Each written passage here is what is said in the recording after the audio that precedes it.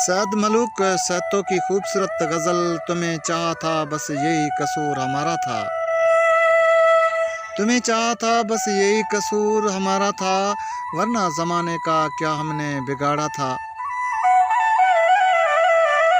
ऐन जवानी में घेर लिया बुढ़ापे ने, किस कदर हालात ने मुझे मारा था।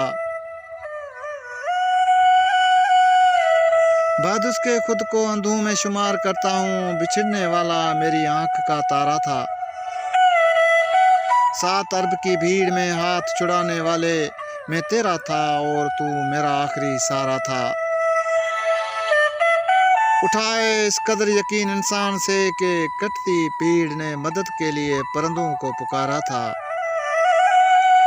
जो मुकरा है मोहब्बत से आज सरे बाजार, उसी शख्स का कल सवा मेरे ने गुजारा था।